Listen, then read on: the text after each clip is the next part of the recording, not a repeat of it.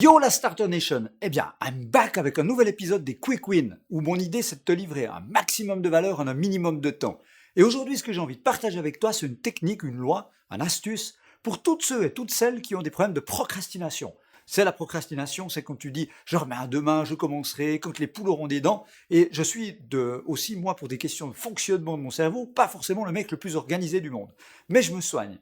Alors, comment tu vas pouvoir, toi, utiliser cette fameuse technique ou cette loi plutôt, puisqu'il s'agit de la loi de Parkinson, pour être plus efficace, mieux gérer ton temps et pas procrastiner et te lancer à fond de tes projets. Alors c'est ce qu'on va voir ensemble pas plus tard que tout de suite. Commençons par un peu d'histoire pour placer le contexte. Alors, Parkinson était un mec qui était né dans les années 1900, décédé dans les années 90, début des années 90, et qui a beaucoup fait parler de lui durant les années 50. Pourquoi? Parce qu'il s'est intéressé de plus près à ce qui se passait au sein de l'administration britannique, chez les fonctionnaires. Alors pourquoi? Parce que, phénomène bizarre à l'époque, plus ils engageaient de fonctionnaires, et plus ils semblaient déborder de boulot. Et donc, du coup, il fallait réengager des nouveaux fonctionnaires. Un peu comme si le système s'auto-alimentait. Ils se sont dit, mais qu'est-ce qu'ils foutent? Est-ce qu'ils se fabriquent du boulot? Et donc, il est allé voir dans le détail ce qui se passait. Et il a donc décliné un certain nombre de lois par rapport à ces comportements humains. Et ce qu'il a trouvé de très intéressant, qui s'applique très bien à toi et à moi, c'est que la majorité des êtres humains détestent le vide. Pourquoi? Parce que le vide égale de l'incertitude. On dit toujours, je sais ce que je quitte, mais je ne sais pas ce que je vais trouver. Alors, imagine que tu te fixes, ou que tu fixes à un collaborateur un délai, une période de temps pour réaliser une mission, une tâche. Au travers de l'être humain, c'est très très rare de tomber sur quelqu'un qui va se grouiller absolument pour avoir fini le plus vite possible pour passer à autre chose. Très très rare. La majorité des gens, dont moi et toi, très souvent, qu'est-ce qu'on va faire? Eh bien, on va occuper pleinement la période de temps qu'on nous aura donnée. Donc si tu donnes une semaine à quelqu'un pour faire quelque chose, il va prendre une semaine. Si tu lui donnes 2 semaines, il va prendre 2 semaines.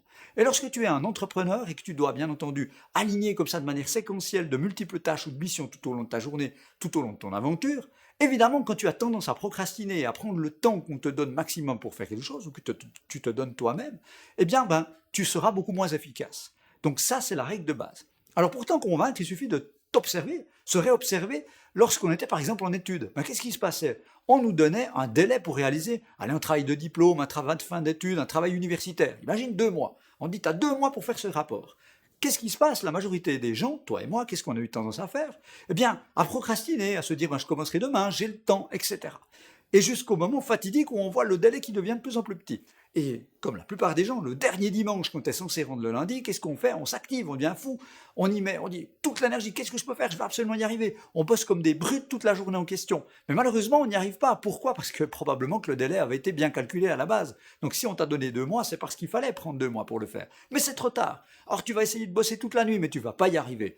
Et le lundi matin, tu vas arriver vers le prof, vers le rapporteur du diplôme, et puis tu vas dire, écoutez, je suis désolé, j'ai pas réussi malgré toutes mes bonnes volontés. Et puis là, on a tous nos excuses, j'étais malade, mon imprimante est tombée en panne, ou alors j'ai même dû me faire greffer un rein, des trucs que j'ai déjà entendus parfois.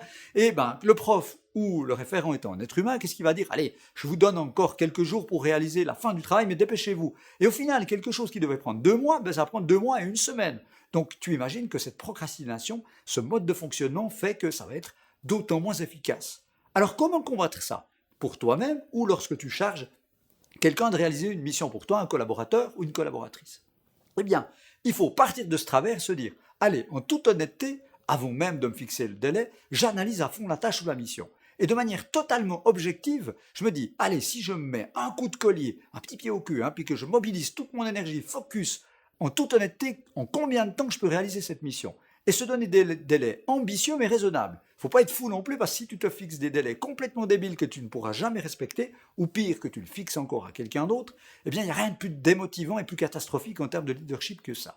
Mais tu te fixes par exemple 1 semaine parce que tu dis, allez, en toute honnêteté, on va y arriver en 1 semaine, c'est possible, il va falloir crapahuter, mais on va y arriver. Fixe-toi 1 semaine parce que tu feras 1 semaine.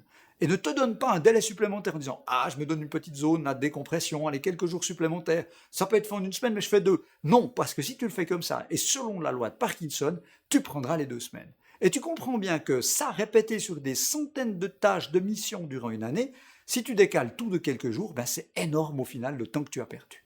Donc si tu veux être beaucoup plus efficace, prends compte de cette loi de Parkinson pour toi-même et pour des éventuels collaborateurs, collègues, lorsque tu délègues une tâche ou même des fournisseurs.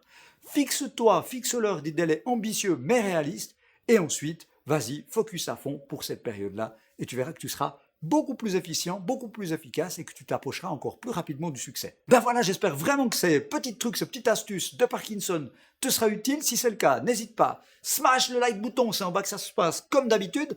Si c'est pas encore fait, je ne peux que te suggérer de t'abonner à cette chaîne pour recevoir encore plus vite mes trucs, mes tips, mes astuces pour lancer ton business et inventer ton futur. Et puis d'ici à une prochaine vidéo de type Quick Win ou une autre qui arrive très vite, il me reste à te souhaiter le plein succès dans tout ce que tu fais, have fun, et surtout d'ici là, n'oublie pas, be a star!